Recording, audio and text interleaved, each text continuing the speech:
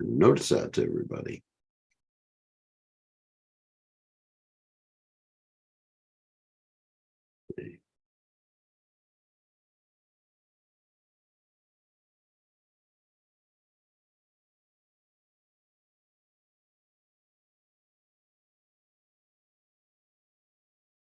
Okay, notice out. Check the streaming.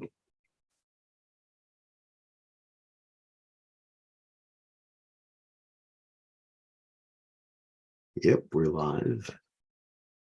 And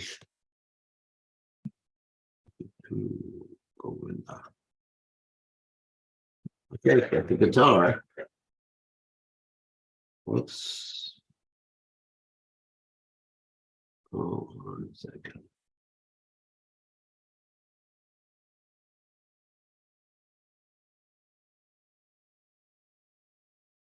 All right.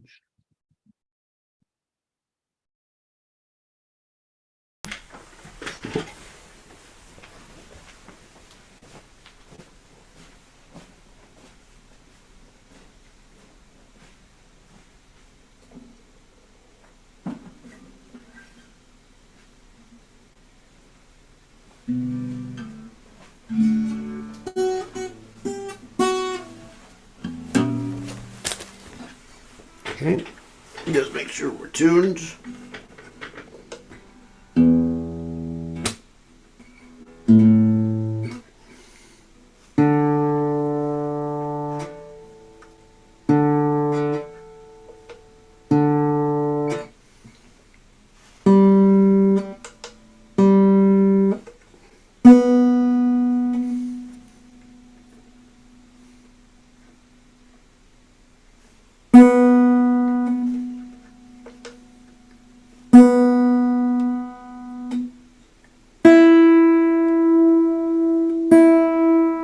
Okay, we are tuned.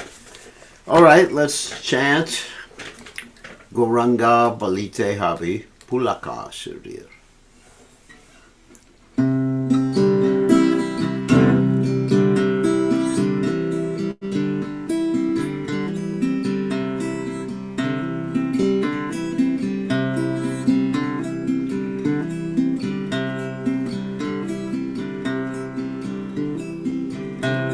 Goranga Balite Havi Pulaka Shirir.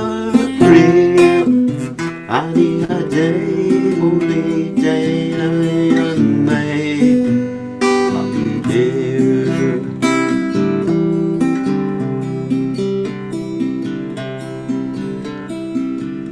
Goranga Balite Pulaka Shirir. Adi Ade Balite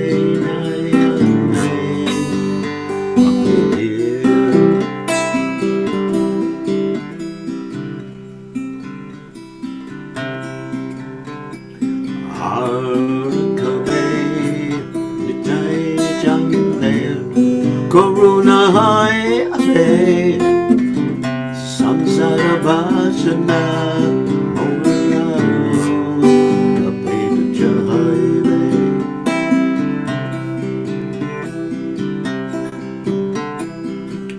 Navaka Vinitai Chandera Corona Oive Samsara Bhashana Kapita Jaive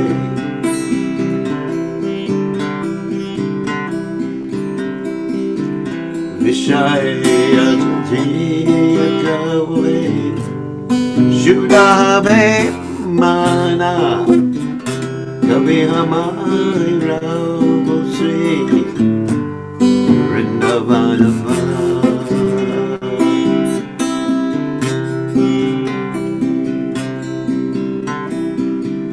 Vishaya Jatiya Kave Shudave Mana Kavi Hamai Rao Sri Vrindavanava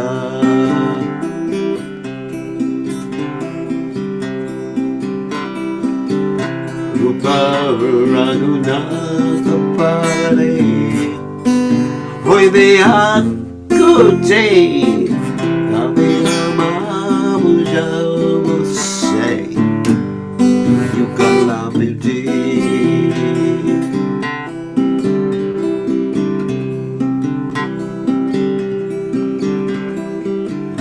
Rupa Napapade Hoy Beakuti Abhiyama Mujamuse Yukalamiti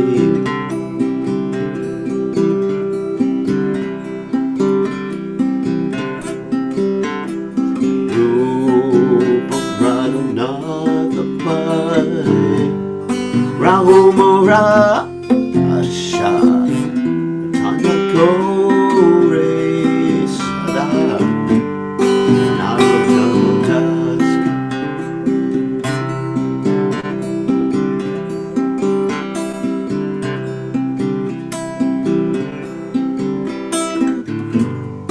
Narangavan Liteami Mulakashare Hati Hache Ite Yame Babe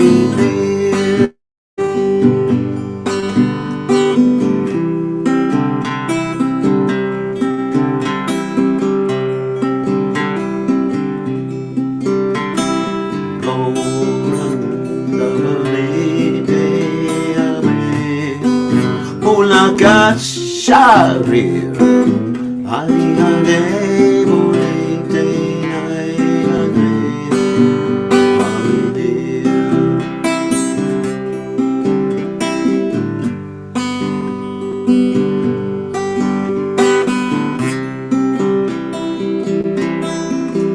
Nyaya Prabhupada Prabhupada Prabhupada Jaya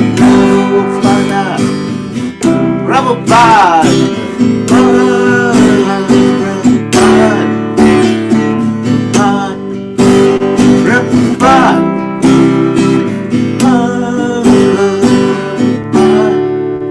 Prabhupada Jai Om Vishnupad Paramahansa Parvati Acharya, also Teta Sitashi Shimad. His Divine Grace Savaya Chananada Bhaktivedanta Goswami Srila Prabhupada Ki Jai, ISKCON Founder Acharya Srila Prabhupada Ki Jai, Anantakoti Vaishnava Vrind Ki Jai, Namacharya Srila Haridas Thakur Ki Jai, Prem Se Kaho Shri Krishna Chaitanya Prabhu Nityananda Shidwaita Gadadha Shivasadi Gaur Bhakta Vrinda Ki Jai, Shri Shri Radhakrishna Gopi Gopinath Sai Mukunda Radha Kunda Giri Govardhan Ki Jai, Vrindavanam Ki Jai, Mathuram Ki Jai, Jagannath Swami Ki Jai, Yamunamai Ki Jai, Srimati Vilasadevi Ki Jai, Samveda Bhakta Vrinda Ki Jai, Gaura Premananda Hari Hari Bol. All glory is the assembled devotees, all glory is the assembled devotees, all glory is the assembled devotees, all glory is to Shri Guru and Gauranga Srila Prabhupada Ki Jai. Namaham Vishnupadaya Krishna Prastaya Budale Srimati Bhaktivedanta Swami Namani Namaste Saraswati Devi Gauravani Pacharni Nivashesha Shunyavadi Paschatya Jaisha Tarne Srila Prabhupada Ki Jai. Let me read the translation to this poem. When will that opportune moment come to me when I shiver upon chanting the names of Lord Gauranga? When will I cry while chanting Hare Krishna? When will I receive the causeless mercy of Lord Nityananda so that my desires for material enjoyment become insignificant? When will my mind be purified of material anxieties and desires so that I can understand Vrindavana? When shall I be very eager to study the books by the 6 Goswamis so they can understand the conjugal love of Radha and Krishna? The lotus feet of the 6 Goswamis are my only shelter. In constant separation from them, I remain Narottamadas. Narottamadas Thakur Ki Jai. Haribol. Okay, now it's time to go back to the Jaiva Dharma. And we're reading now about the Jiva soul. Jiva soul means us, Prabhus. That means we are Jiva souls. Jiva souls. Oh, anyway, it's going to be described by Bhaktivinoda Thakur in this section of the Jaiva Dharma, the ontology of the Jiva soul, the nature of the Jiva soul. Okay, so without further ado, one announcement. Probably tomorrow there's not going to be a class because I am traveling to a place called New Taliban, and we're going to be in the middle of a meeting at this particular class time. So probably skip a day, but then we'll get back to the class after that. Okay.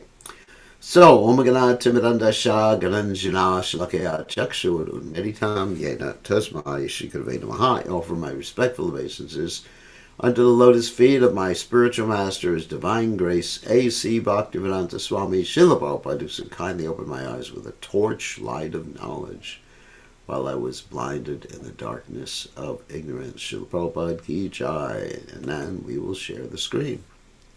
Here we go. And here is the screen for all of you friends. All right, let's set up one thing here, and we are ready to go. All right. So, we're talking about the nature of the jiva. So, we left off with this statement: the jiva is capable of being controlled by Maya, even in a liberated state, because of its nature. So, Maya here means Krishna's energy. Because we are small. So, Brajanath says, Brajanath's talking to the Babaji, this conclusion is amazing. I desire to know the Vedic Pramana. The words of the Lord are the Vedas. But if people see it as stated in the Upanishads, they must accept it as the Lord's words. In other words, he wants to, again, making reference to the Shrutis. Shrutis means the four, well, they consider to be the four original Vedas, the Rig Veda, Samaveda, Yajurveda, Atharva Veda, and the Upanishads, which means to come closer to the Guru.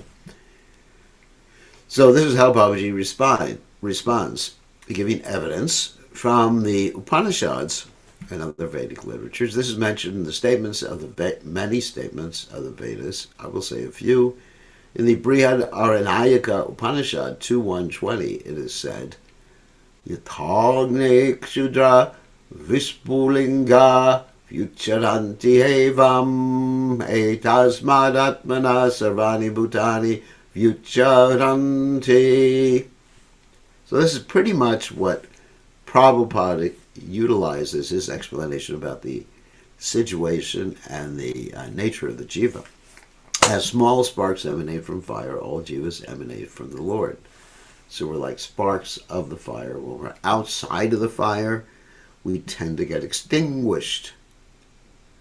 Of course, we don't die, but our brilliance diminishes to, for all intents and circumstances, nothing. Another quote, Ashabayatasha Purushasha Dve Eva Stane Bhavata Idam Cha Paraloka Stanam Cha Satyam Tritiyam Swapna Stanam Tasmin Sanjay Stane Stitane Te Ube Stane Pashati Idam Cha Paraloka Stanam Cha. The jiva has access to two places, so we're in the margin, both of which he may seek the material world and the spiritual realm. He is situated in Swapna Stanam. Stana means situation, Swapna means dream. The dream-like third state on the margin of these two worlds. From that middle position, he's able to see both the material and the spiritual worlds. It's the Brihad Aranayaka Upanishad 4.3.9. In other words, we are knowledge of both worlds and we make a choice. Here it is stated that the Jiva Shakti is characterized by being on the border to Tashta. Again, Brihad Aranayaka Upanishad 4.3.18 says, Tadyata Mahamatsya Hube Kule Nunu Chancharati Purvam Chaparam Jaivam Evayam Purishakita Vudbhavantav Anushancharati Swapnantam Jabudantam Cha. Just as a huge fish moves on both the eastern and western banks of the river, the jiva moves in both the dream world of matter and the spiritual world. We keep shifting back and forth. Isn't it true? I mean, actually, especially for those who are new devotees or aspiring devotees. I mean, sometimes we are in Mahamaya, and sometimes, by Krishna's mercy, we're in Yogamaya. Like during the morning program, hopefully we're in Yogamaya, and then the rest of the day we may be in Mahamaya, material illusion. So here's an interesting description of our nature, which is called Tatashta. Tatashta means the border. So Rajana said, what is the Vedantic meaning of Tatashta? Because the jiva is called Tatashta Shakti, the energy of the Lord that's on the border. So Babaji replies, the place between the river water and the land is called the Tata border. Water contacts the land. Where is the Tata?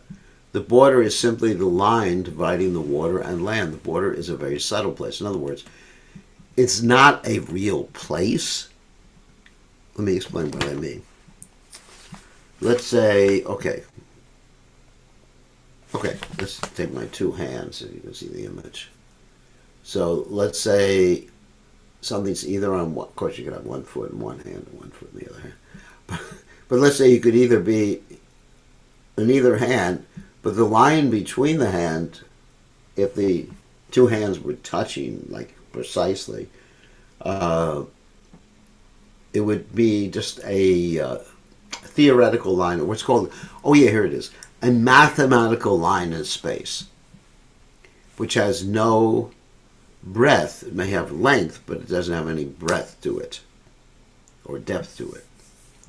It's a imaginary line because you're either in the water or you're on the land. And don't tell me you're going to put one foot in the other, one foot in the other, and one foot in the land, one foot in the water. You could do that, but that's just a metaphor to help us understand.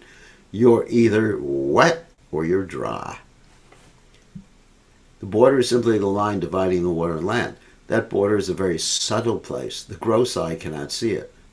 If one compares the spiritual world to the water and the material world, universe, to the land, then that which divides them is the Tata. In that junction, the Jiva Shakti is situated. That's his nature. It's not a geographical location for him to be situated, but that's the nature. You understand what's called ontology. That's a big word. Jivas are like particles in the rays of the sun. The jiva sees on one side the spiritual world, on the other side the universe made of matter. The Chit Shakti of the Lord is unlimited. Maya Shakti is also great. Between them are situated the small jivas of unlimited numbers. From the Tatashta Shakti arise the jivas. Thus the nature of the jiva is the Tashta. So, let me explain something. When it says the Tatashta Shakti, from the Tatashta Shakti arise the jivas, doesn't mean the jivas arose at a certain point and they hadn't arisen before. They're eternally existent. The soul is eternally existent. It never came into existence, never will cease to be in existence. What is the nature of Tatashta?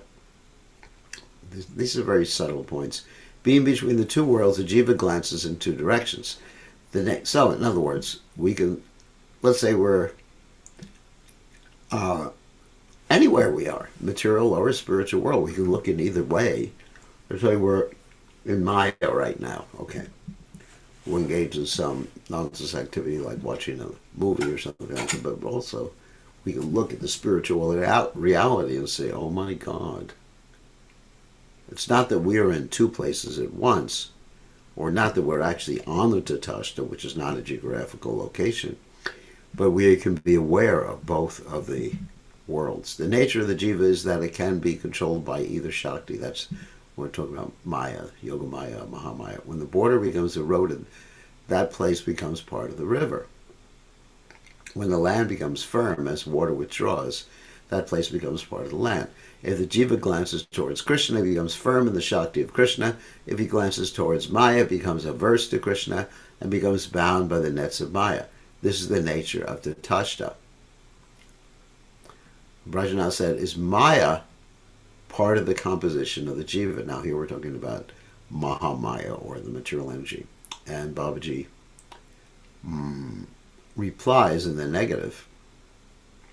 The jiva is comprised of spiritual substance. In other words, we're comprised of spiritual substance. Being a very small particle of it, without spiritual strength, the jiva is suitable to be overcome by Maya. The existence of the jiva does not have a touch of Maya. Because we're small, we can be overcome by Maya. But we have to choose Maya to be overcome by Maya. It's not that Maya will overcome us if we're choosing Krishna. Krishna in the Gita says, Daiva yesha gunamaya mama maya durachya. This Maya is very difficult to overcome. Mama eva ye prapajante nayametam tarantite. But if one who approaches me, surrenders unto me, I take him, protect him from Maya. Brajanath said, from my teachers I heard that Brajanath had some Mayavadi teachers before. From my teachers I heard that when a portion of Brahman is covered by Maya, it becomes the jiva. This is Mayavad stuff. Just as sky is always the huge sky, but being enclosed it becomes the sky in a pot. So the jiva is by nature Brahman, but enclosed by Maya it becomes the jiva. What is the explanation? And Babaji rightly answers, that's Mayavadi explanation. How can Brahman be touched by Maya? If you say that Brahman, so the Mayavadis are basically saying that Brahman, the spirit, the undifferentiated spirit, the great spirit, as American Indians would say, the great spirit who is everything, Sarva called Brahman. That great spirit becomes covered, a portion of it, and then the jiva becomes manifest. No way, Jose! The jiva is always existing, and the great spirit never becomes covered by Maya. That is just a Mayavad. How can Brahman be touched by Maya? If you say that Brahman has... So he's pointing out an inherent contradiction in the Mayavad philosophy. If you say that Brahman has no Shakti, how can it approach Maya? In other words, if Maya is without Shakti, how can Maya act? So in other words, if Brahman, which is the greatest, how can Brahman be overcome by something which is greater than itself? So therefore Brahman is not the greatest. If Maya is without Shakti, how can Maya act? So Maya is the Shakti of the Lord. It is not possible that Brahman could be covered by Maya. If Brahman has Parashakti aroused, then Maya has insignificant Shakti. Parashakti means Yogamaya with the internal potency, and the external potency, or Mahamaya, is insignificant in relationship to the internal potency. How could it defeat the Chit Shakti and produce the Jiva from Brahman? In other words, how can this insignificant potency, not insignificant for us, because it's defeating us, because we want it. How can this smaller potency, the Lord, defeat the Lord, or defeat the great spirit? Brahman is without measure. How could it be broken into pieces like a sky in a pot? One cannot accept that Maya can act upon Brahman. Maya has no power to create the Jiva. Although the Jiva is small, it is a superior tattva to Maya. We're very small, but our tattva, our nature, is superior to Maya. That doesn't mean we're more powerful than Maya. It means our nature is higher than Maya. So Brajanath is presenting another thing. One teacher once said that a Jiva is a reflection of Brahman. Just as the sun is reflected in the water, so Brahman is reflected in Maya and becomes the Jiva. Another stupidity. What is this explanation? That is also Mayavad. Babaji said, Brahman has no limit. An unlimited object cannot be reflected. Limitation on Brahman is not acceptable in the Vedas. The theory of reflection is most rejectable. So in other words, if something, let me just turn off the beeping people harassing me with.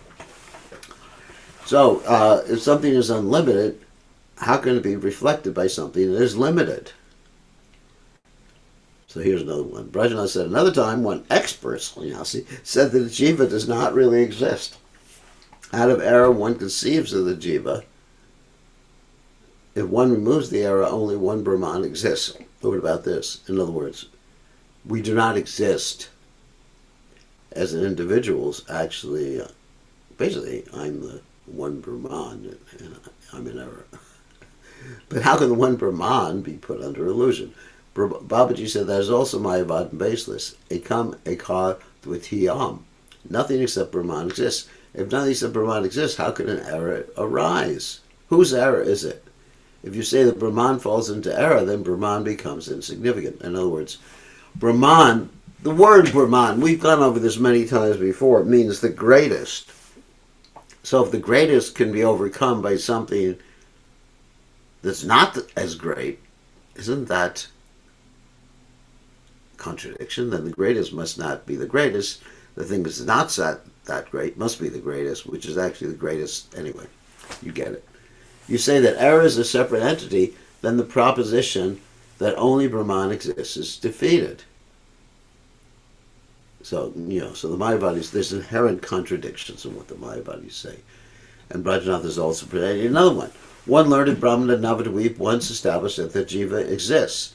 In a dream, the jiva creates everything and then experiences happiness and suffering. If he ends the dream, then he's Brahman himself. How about this? There's another Mayavadi stuff. That, in other words, we are the supreme Brahman. We are just dreaming. I guess all of people are figments of my imagination. Babaji said, this is also Mayavad. How do the jiva and dream arise from Brahman? If Brahman is the greatest, how does the dream come about? The Mayavad, in other words, if Brahman is undifferentiated, according to the Mayavadis, how does differentiation take place? The Mayavadi cannot establish the Advaya Jnana by examples by seeing silver in a shell or snake in a rope. The one knowledge by seeing silver in a shell or snake in a rope. This trickery makes a net to bewilder the jiva. So the Mayavadi is trying to establish this knowledge by saying that because we see silver in a shell or snake in a rope, then Brahman must be subject to the same deficiencies. Brajanath said, one must accept that the Swarup, real form of the jiva, is not the effect of Maya. It's a lot of heavy philosophy here. I've understood that jiva can be conquered by Maya as its nature. Now I ask if the Chit Shakti makes the jiva have a tatashta nature. So there's another question. So Brajanath here is accepting, after presenting all of his doubts, he said the form of the jiva, that's us, does not come from illusion. In other words, our individuality is eternal nature. It's not from illusion. But we can be conquered by Maya when we turn our face away from Krishna. Now, but if we turn our face to Krishna, we're not going to be conquered by Maya. Now he's asking if the spiritual energy of the Lord, remember there's the spiritual energy of the Lord, the material energy of the Lord, and the jiva soul, who is us. Now I'm asking if the spiritual energy of the Lord makes the jiva have a tatashta nature. No, it won't, because the spiritual energy is different from the tatashta nature. We're a separate energy of the Lord. We have a complete separate identity, although we are spiritual, but we are not Chit Shakti. So we're like the Chit Shakti, but very small. Babaji said, no, the Chit Shakti is complete, Krishna's complete Shakti. Shakti means, of course, energy is complete, Krishna's complete energy. Everything that it manifests is eternally perfect, Nityasiddha. The jiva is not Nityasiddha. We're not eternally perfect. Now, some jivas can be Nityasiddha devotees, like Srila Prabhupada. By sadhana, the jiva becomes sadhana siddha and enjoys bliss like the Nitya siddha. Radha's 4 types of sakis are Nitya siddhas and are kaya vyuha of Radha. They're expansions of Radha, the swarupa, the form of the spiritual energy, the swarupa of Chit Shakti. The jivas arise from the jiva shakti. Chit Shakti is Krishna's complete shakti. The jiva shakti is Krishna's incomplete shakti. That's interesting. From the complete shakti arise all perfect tattvas. So, because the spiritual energy is complete, something incomplete cannot. So we're incomplete. Incomplete means we need to connect to Krishna to be complete. Got it? But by ourselves, we're not complete. From the incomplete Shakti arise the jivas who are particles of consciousness. This is heavy, heavy philosophy. Krishna is situated in each Shakti energy and manifests his form, Swarup, according to the Shakti. When Krishna is situated in his Chit Shakti, he manifests his Swarup of Narayan, Lord of Vaikuntha, or his Krishna. So when Krishna manifests himself spiritually, of course Krishna is always spiritual, but when he manifests himself in a spiritual realm, he's known as Narayan, Krishna, etc. Different expansions. Balaram, Lord Ram. Situated in Jiva Shakti, he manifests the Swarup of Baladev. This is intense here. Situated in Jiva Shakti. He manifests the Swarup of Baladev in the pastimes of Braj. So from Baladev, the Chit Shakti expands. Situated in Maya Shakti, he manifests 3 forms, Swarupas, Karanadakshai, Shiradakshai, and Garbhadakshai. In other words, in this world, he manifests as the Mahavishnu, the Shiradakshai Vishnu, and Garbhadakshai Vishnu. So within this world, he manifests these 3 forms, Karanadakshai, Shiradakshai, and Garbhadakshai Vishnu. In the form of Krishna and Braja, he manifests all spiritual actions completely. In the form of Baladev, Shesha Tattva, acting as a servant, he manifests many eternally liberated Nitya Mukta. So there's Nitya Mukta associate jivas. So the purpose of 8 types of service to Krishna, who is the Sheshi Swarupa. In other words, Balaram is the original spiritual master, and we work under him. We are not the same tattva as him, but he's from him. We are his parts and parcels, which are part and parcel of Krishna too, because Balaram and Krishna are non-different, but these are different moods of the Supreme Personality of Godhead. So Balaram is our original spiritual master. Becoming Sankarshan, as Balaram expands as Sankarshan, the Shesha Rupa in Vaikuntha, Shesha basically means like Shesha Nag. He manifests 8 types of eternal service, performing 8 types of service in Narayan. It's very sophisticated. Won't get into the details. Becoming Mahavishnu, an avatar of Sankarshan and shelter of the Jiva Shakti. As Paramatma, he manifests all jivas in the material world. So they're all... But the jivas are eternal. So when we talk about he manifests, doesn't mean they were unmanifested at a certain time. All these jivas, that means in the material world, are inclined towards Maya. As long as they do not take shelter of the Ladini Shakti, that means Radharani, of the Chit Shakti, by the mercy of the Lord, they can be defeated by Maya. This is what I talked about before. That when we take shelter of the internal potency of the Lord, Maya cannot affect us. All the jivas bound by Maya, defeated by Maya, are obedient to Maya's three gunas. That means goodness, passion, and ignorance. We're controlled by them. Nahi kashit shanama pichatati karma krit. Karyate yavasa karma savra jaguna. The conclusion is that the Jiva Shakti manifests the Jivas. Now again, I have to state that doesn't mean we weren't existing. At one point the Jiva Shakti manifested us.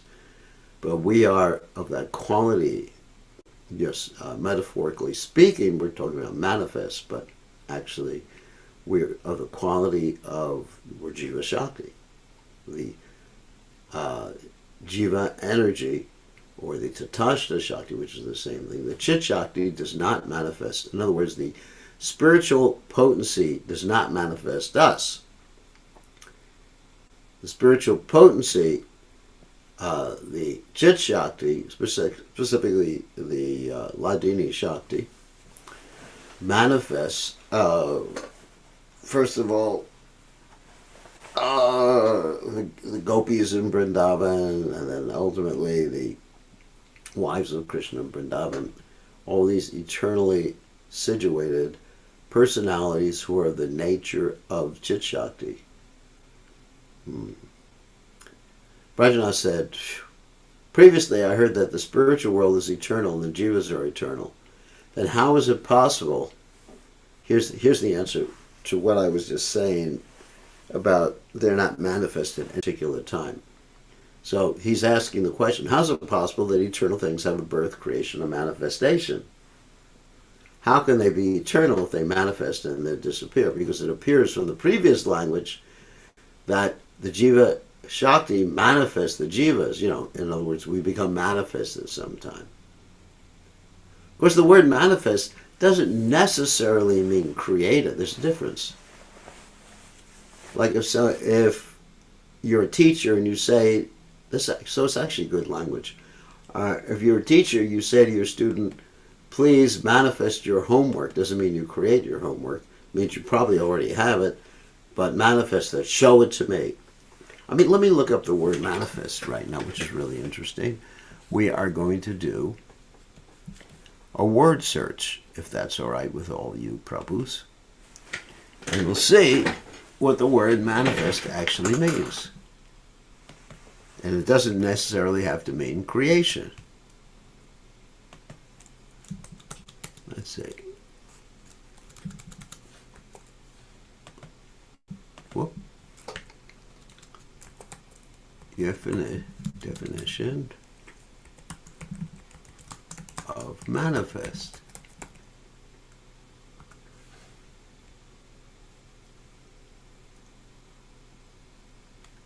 Display or show. That's all. Ah, very good. Display or show. It doesn't mean create. Actually, that's interesting. To make clear or evident to the eye or understand, to show plainly, he manifested approval with a hearty laugh, etc. That's to show something clearly through size, right?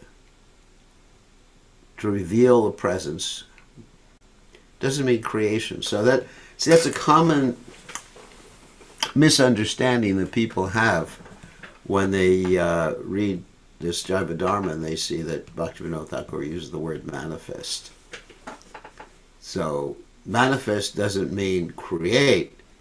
It means demonstrates them or is connected with them, okay? Manifest.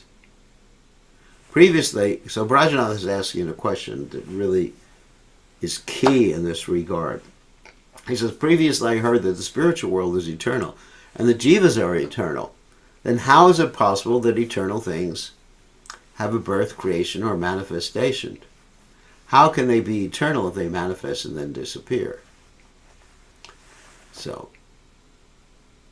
anyway, someone could manifest, come into my house, and they manifested their presence, and then they leave, and they still continue to exist.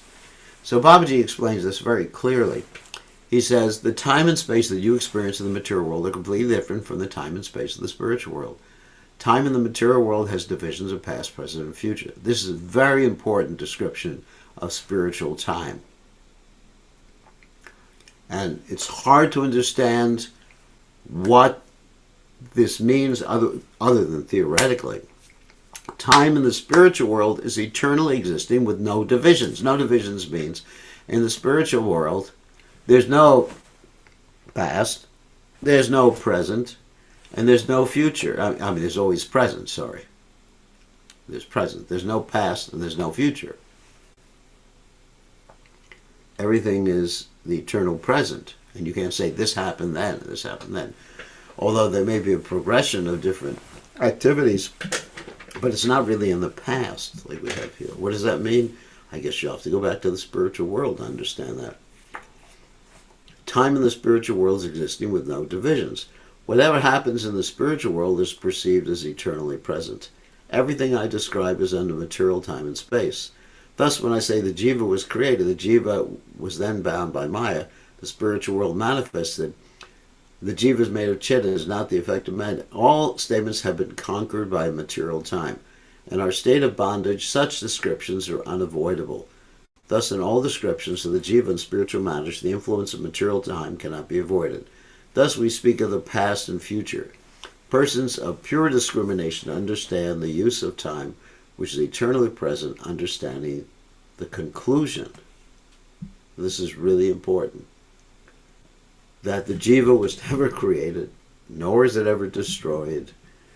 We are thinking what Bhaktivinoda Thakur is saying, because we have our consciousness and words that are bound by time, we project that particular understanding into the nature of the Jiva, but we don't really understand what's Bhaktivinoda Thakur here is saying, or what the Babaji is saying, unless we take our mind outside of the constraints of the material time factor. In discussing this issue, please be careful, very careful. Giving up the unavoidable inferiority of words develops spiritual understanding. In other words, these words, all they can do is maybe help us, point us in a particular direction, but don't think with words, which is pretty hard. Try to have some realization. The Vaishnavas say that forgetting its swarup as the eternal servant of Krishna, the Jiva became bound by Maya. But one knows that the Jiva is eternal, and of two types, eternally bound, Nityabadha, and eternally liberated, Nityamukta. Because humans are subjected to limited understanding, pramada, such statements referring to time are made. Because, we don't know how to deal with it otherwise. The wise person realizes the spiritual truth by spiritual samadhi. That means absorption and realization. My words are material. Whatever I say will be contaminated. So this happens quite often when we're using metaphors or even explaining anything spiritually. The words are limited. Now, I wouldn't really say contaminated in the sense that they'll contaminate your consciousness. They're pure. I mean, the words of this Babaji, the words of Srila Prabhupada are completely pure. But our conception, because it's bound by material understanding, will result in an improper understanding of what the pure devotee is saying. Yeah, that's clear. You have to realize the pure truth. Logic is of no use because logic cannot be used concerning inconceivable matters. I know that you cannot suddenly accept this concept completely. When spiritual cultivation increases in your heart, you will easily understand the spiritual nature is completely different from matter. Yes. So don't think with logic. You're going to, people have all these logical discussions. Where did the soul come from? Was it in Vaikuntha? Was it here? But these are all time-bound questions of where or when did it come from, or when was it created, or where was it, and why are we here in the material world? So these questions cannot be understood or argued through mundane logic. Trying to understand that we're dealing with spiritual reality, which the Jiva's nature is spiritual. And so how can you project the spiritual nature of the Jiva upon the material reality with material thoughts and hope to understand? You can try to do it, but you're not going to understand it, darn thing. Your body is material. Activities of the body are material, but you are not material. You are a particle of consciousness. The more you know yourself, you can realize your swarup as something superior to matter. You cannot attain it. Swarup means your spiritual form. You cannot attain it if I merely say it to you. If I explain to you who you are in the spiritual world, you will not attain it. Because you don't have that realization. It'll just be a waste of time. And you'll probably become a sahaja to boot. Just by hearing, you cannot attain it. That's right. As you cultivate the name, the chanting Hare Krishna, Krishna Krishna, Hari Hari, Hari Ram, Ram Ram, Hari Hari, you will perceive the spiritual world. Words and mind arise from a relationship with matter. No matter how much they try, they cannot touch the spiritual object. That is, words cannot touch the spiritual object. Try to understand that. It has to come from realization, the chanting, the purification of the heart. So that's why many of these descriptions may not make sense to you right now. It's obvious they're not going to make sense to you until you come to your senses, your spiritual senses. Okay. Yato vacho nivartante aprapya manasa saha. Words and mind cannot approach the Lord. Got it? Cannot approach. I mean, you can give someone certain directions and point someone in the right direction, but they're not going to come to an understanding. My advice is that do not ask anyone the conclusion on this topic, but realize it yourself. I've given you only a guideline. Shoo. One more question here. Babaji said, you say the jiva is like a particle of light of the Lord, is like a spiritual sun or a spark from fire. What is the role of the jiva shakti in this? So, Krishna is so the jiva shakti